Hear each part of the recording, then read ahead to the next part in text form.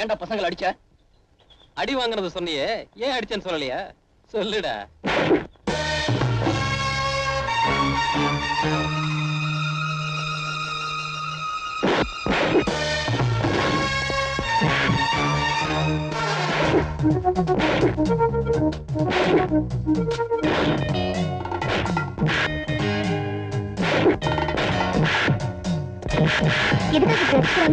எல்லாம் உனக்காகத்தான் அடிச்சுக்கிறாங்க.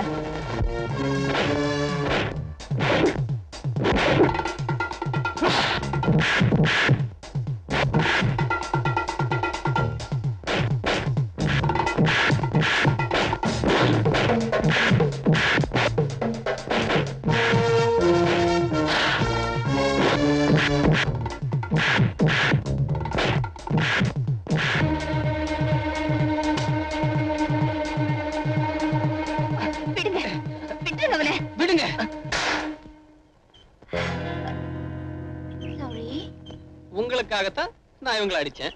நீங்க என்னடா என்ன அடிக்கிறீங்க? எனக்கு நல்லா வேணும்.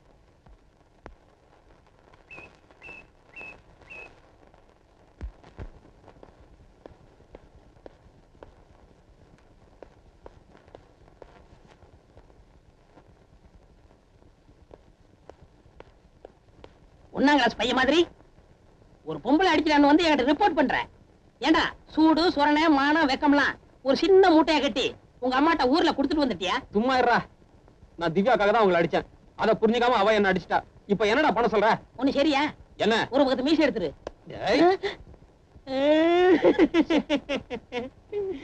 உன்னோட 20 வயசுல இருந்து 23 வயசு வரைக்கும் உன்னை வளர்க்கறதுக்கு என்ன பாடுபட்டிருப்ப. ஹோட்டல் கல்லாப்பட்டுல இருந்து காசை திருடி காலேஜ் புக்கு வாங்கி கொடுத்தனே, எதுக்கு? பொம்பளைகிட்ட அடி வாங்குறதுக்கா? ஐயோ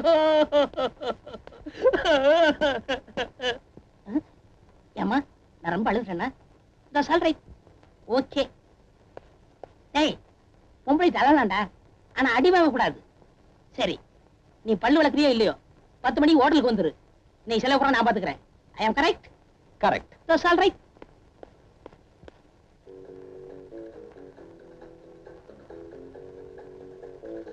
சார் சார், என்ன சார் வேணும்? இன்னொரு பிளேட் சிக்கன் பிரியாணி கொடு. டேய், உன் வயிறுக்கு தட்டை அடிக்க வச்சிருக்க. பள்ளிக்கூடத்துல போய் படுத்து தூங்கிறாத. முதலாளி வேற உன்னையே பார்த்துக்கிட்டு இருக்கான். உனக்கு 3 ரூபா தான் பில் போட போறேன்.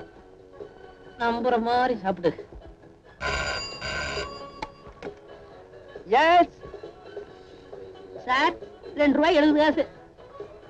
ஏன் எனக்கு பில் ஜாஸ்தி போட்டுருக்க? முதலாளி என்ன ஒரு மாதிரியா முறைச்சு பார்த்துக்கிட்டு இருக்கான். சீக்கிரம் பணத்தை வையி. 2 ரூபாய் 70 காசு சார். ஏன் சார், இந்த 30 பைசாவை என்ன பண்ண? நீயே வச்சுக்க. ஆஹா, கரனுக்கு அப்புறம் தாராள மனசு உள்ளவர் நீங்க ஒருத்தர் தான் சார். டேய், முதலாளி வரக்குள்ள எந்திரிச்சு ஓடிடு.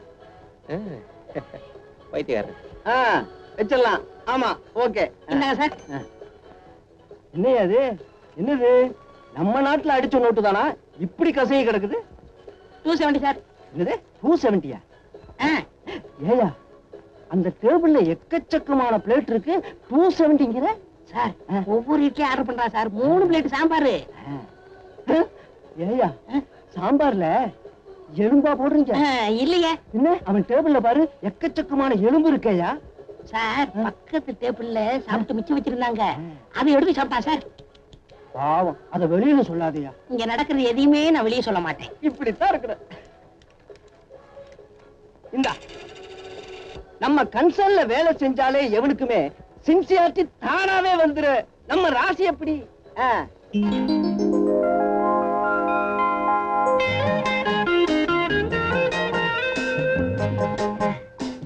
சாரி, ஆத்திரத்துல அவசரப்பட்டு நான் அவங்களை அடிச்சிட்டேன்.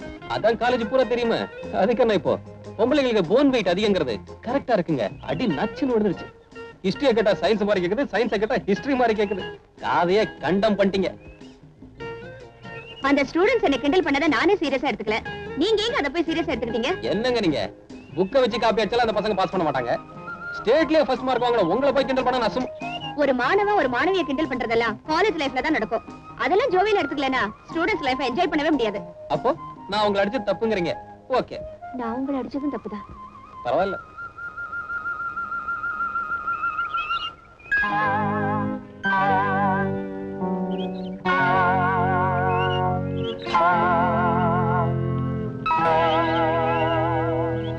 அப்படியா? அப்படியே தான். போற போக்க பார்த்தா ஃபர்ஸ்ட் செமஸ்டர் முடியறதுக்குள்ளாரே 2 பேரும் டூயட்டே பாடிடுவாங்க. இப்ப என்னடா பண்ணலாங்கற? டேய் கண்ணா, நீயே பிரம்மச்சாரியா இருக்கும்போது அந்த சத்தியவாயன் சம்சாரி ஆகலாமா? சடக்கு சட்டா கெடுத்துடுவோம். காலேஜுக்கு வந்துட்டு போறப்ப அவ கற்புக்கு எந்தவித சேதாரமும் ஏற்படாம நாம தான் பாதுகாக்கணும். வீட்ல இருந்து காலேஜ் வரைக்கும், காலையில இருந்து வீட்டு வரைக்கும் நமது பாதுகாப்பு படை அவளை பவனி வரட்டும்.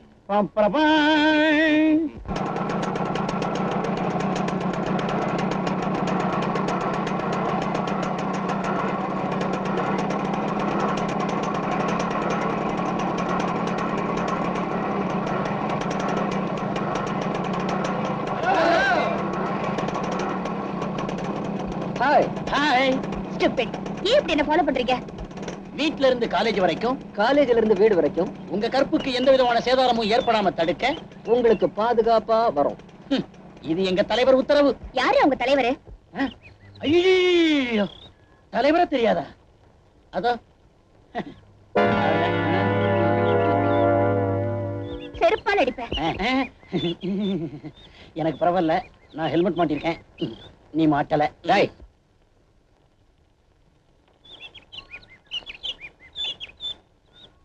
நான் அந்த எம்பி பையனை தான் சொல்றேன். வர வர அவன் என்ன ரொம்ப இரிட்டேட் பண்ணிட்டு இருக்கான். இன்னைக்கு நான் அவரை செருப்பால் அடிச்சிருப்பேன்.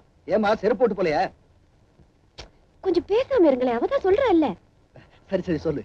காலையில வீட்டை விட்டு புறப்பட்டா 4-5 பைக்ல துரத்திட்டு வராங்க. சாயந்தரம் காலேஜ் விட்டு வரப்போ 7-8 பைக்ல துரத்திட்டு வராங்க. என்னடான்னு கேட்டா உனக்கு பந்தோபஸ்துக்காக வரோன்னு சொல்றாங்க. இப்ப நீங்களா அந்த எம்பி கிட்ட போய் சொல்ல போறீங்களா இல்ல நானே போய் சொல்லட்டுமா? இதுக்காம டென்ஷன் ஆயிட்ட? ஒரு பொண்ண ஒருத்தன் துரத்துனான்னா ஆபத்து, பல பேர் துரத்துனான்னா பாதுகாப்புன்னு அர்த்தம். நீங்க சும்மா இருங்கப்பா. அட நிஜம்தாமா.